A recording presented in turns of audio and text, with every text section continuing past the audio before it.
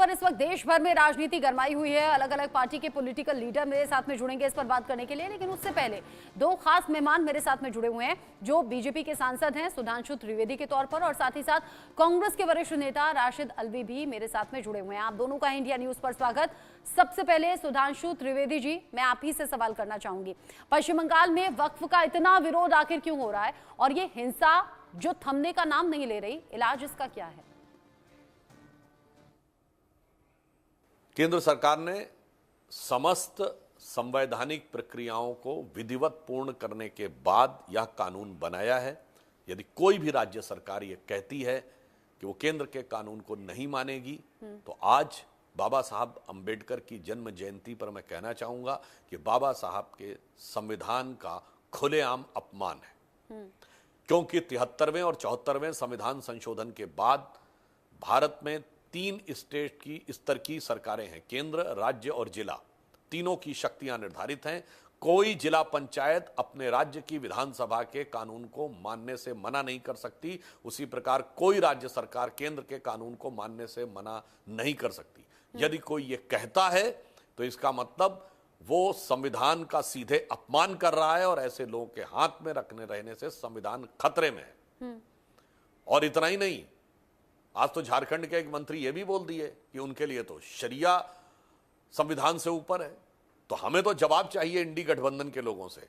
आज बाबा साहब की जयंती के दिन अगर कोई ये कहता है कि उसकी नजर में शरिया बाबा साहब के संविधान से ऊपर है, तो इसका अर्थ यह हो गया कि आज के दिन उनकी इतना बड़ा अपमान किया जा रहा है। हमें कांग्रेस से सीधा जवाब चाहिए, शरिया ऊपर है या संविधान ऊपर है? और जवाब नहीं, फिर कार्रवाई दिखनी चाहिए कि जिसने ये कहा है उसके ऊपर क्या कार्रवाई होती है। इससे दूध का दूध, पानी का पानी हो जाएगा कि ये लोग जो कहते हैं कि संविधान खतरे में है, ये संविधान को जेब में रखते हैं। और जरूरत पड़ने पे कट्टरपंथी ताकतों की जेब में रख देते हैं। मगर प्रधानमंत्री श्री मोदी जी यानी कि आप टीएमसी के साथ साथ कांग्रेस से भी सवाल कर रहे हैं। तो राशिद अल्वी जी से मैं पूछ लेती हूँ। राशिद अल्वी जी, इस वक्त पश्चिम बंगाल देश भर में चर्चा का विषय बना हुआ है और उस पर पॉलिटिक्स भी खूब हो रही है। आपको क्या लग रहा है, बंगाल हिंसा के लिए कौन है जिम्मेदार? हिंसा को कभी भी सपोर्ट नहीं किया जा सकता, लेकिन अगर भारतीय जनता पार्टी की गवर्नमेंट जबरदस्ती बगैर अपोजिशन से कंसल्ट किए, बगैर मुस्लिम रिलीजियस लीडर से कंसल्ट किए वक्फ एक्ट ना बनाते तो मुर्शिदाबाद नहीं होता। लेकिन पश्चिम बंगाल में जो हिंसा घटी, मुर्शिदाबाद की सबसे ज्यादा तस्वीरें सामने आई, और अब नौबत ऐसी आ गई है सुधांशु जी कि वहां से हिंदुओं को पलायन करना पड़ रहा है। लोग 1947 की तस्वीरों से उनकी तुलना कर रहे हैं।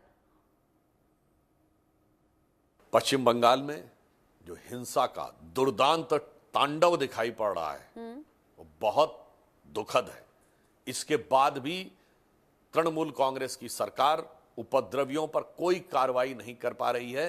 मुझे लगता है कि इसमें आज तृणमूल सरकार, ममता बनर्जी जी विवश हो गई, क्योंकि उन्होंने इन उपद्रवीय तत्वों को इतना सर चढ़ा रखा है, इस प्रकार के आतंक फैलाने वाले हिंसक तत्वों को इतना सर चढ़ा रखा है कि अब उन्होंने पश्चिम बंगाल की व्यवस्था को टेक ओवर कर लिया है। तो अब तृणमूल कांग्रेस की सरकार चाहे भी तो कुछ नहीं कर सकती है।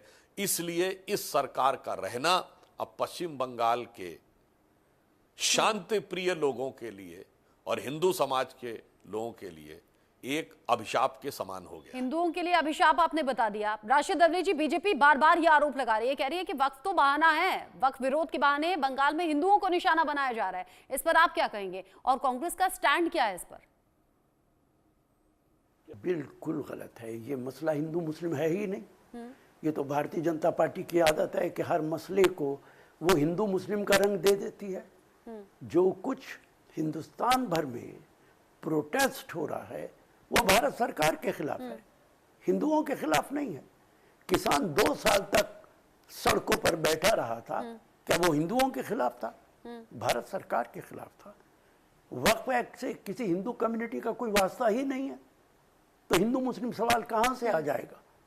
ये प्रोटेस्ट सिर्फ भारत सरकार के खिलाफ है। आज जब बात होती है पश्चिम बंगाल में हो रही हिंसा की तो मणिपुर का याद दिला दिया जाता है। आज जब वक्फ कानून की बात हो रही है तो कृषि कानून याद दिला दिए जा रहे हैं। लेकिन सुधांशु जी, इन सब के बीच ही ममता सरकार से बार बार सवाल, और ममता बनर्जी कहती हैं कि 35% का क्या करूं। मुझे लगता है जब वो इस प्रकार की बात कहती हैं तो पिछले चुनाव में उनके रणनीतिकार भी बोले थे कि उनकी तो गिनती 30% से शुरू होती है।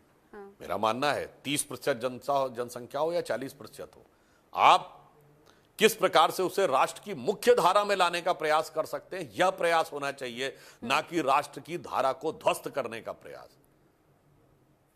इसलिए ममता बनर्जी जो कर रही हैं, इसका मतलब वो एक प्रकार से स्वीकार कर रही हैं कि वो अब इन शक्तियों के हाथ की खिलौना मात्र बन गई हैं और वो इनके ऊपर किसी भी प्रकार का नियंत्रण लाने में अक्षम हैं। आज इनफैक्ट हमने ये सर्वे भी चलाया था कि क्या कट्टरपंथियों को सपोर्ट ममता सरकार का मिल रहा है क्या। राशिद अल्वी जी, 3 हत्याएं हो गई, बंगाल लगातार जल रहा है, सुलग रहा है, हिंसा रुक नहीं रही, क्या ये पूरी तरह से ममता सरकार का फेल्योर नहीं है? किसी भी स्टेट के अंदर कोई काम अच्छा या बुरा होता है उसके लिए स्टेट गवर्नमेंट ही जिम्मेदार होती है। गुजरात के अंदर हजारों आदमी मारा गया था 2002 में, उसके लिए कौन जिम्मेदार था? क्या मोदी जी जिम्मेदारी लेंगे? अगर गुजरात कम्युनल राइट की जिम्मेदारी मोदी जी लेते हैं तो बंगाल की जिम्मेदारी ममता बनर्जी को ले लेनी चाहिए। यही होता है, टीएमसी भी यूं ही इधर उधर के मुद्दे करती है, या फिर कांग्रेस भी। आपसे मैंने पूछा तो आपने 2002 का जिक्र कर दिया, मैं टीएमसी से पूछती हूं तो वो मणिपुर का जिक्र करती है। बहरहाल आप दोनों ही जुड़े, सुधांशु त्रिवेदी जी और राशिद अल्वी जी, बहुत शुक्रिया आप दोनों का इंडिया न्यूज के साथ जुड़ने के लिए।